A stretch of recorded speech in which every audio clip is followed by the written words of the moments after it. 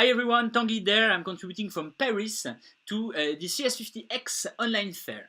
And I wanted to share one of my oldest dreams. Since I was a kid, I'm absolutely convinced that one day I will beat the French National Lottery.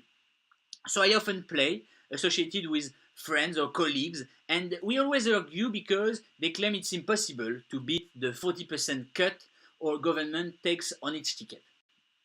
So empowered by CS50, I scraped and I analyzed the full history of draws, payouts, most played grid, etc., from the national operator to have the opportunity of finally proving them wrong after many years of debates. First, you need to consider that Lotto is a pari mutuel game. When neglecting numbers are drawn, each winner gets a larger share of the prize pool because there are less winners, and the prize pool is also higher because there are more losing tickets than usual. And you know that most people want to play their lucky numbers, such as 7, 8, or 13, according to their culture, and numbers between 1 and 31, with one between 1 and 12 for a significant day, sequels, and so on. So let's say I'm born on May 21st, I tick 5 and 21. My wedding was on June 17th, so 6 and 17, here we go. And like most Westerners, I guess, my lucky number is 7, so I'll pick 7 on the main grid and also for the Powerball.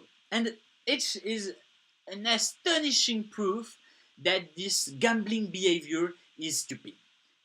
January the 18th of this year, payout for tier 3, which is matching 5, and 3, which is matching 4, were respectively 14 times and 7 times lower than the average.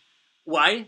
The draw was 1, 2, 3, 4, 10, and Powerball 4. And I think there is a fantastic opportunity there for smart players to capture the equity lost with these kinds of basically worthless tickets. For instance, by playing 2, 17, 40, 46, 48, Powerball 10, the three later numbers are very neglected, and the Powerball is also the less played of Powerballs.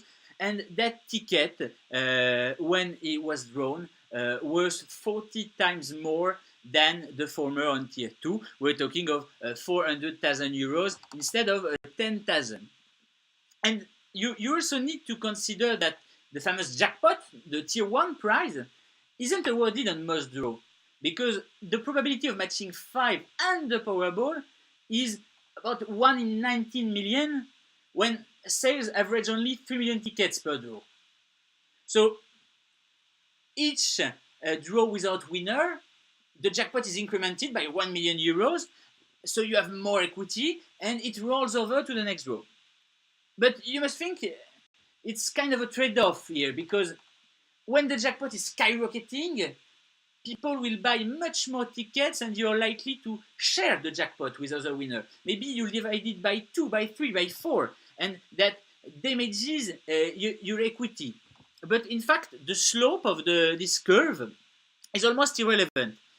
The increase in wagers is 8 times slower than the jackpot growth. So if a 20 million jackpot is advertised instead of a 10 million one, statistically there will only be a 12-13% increase in enrolled slips.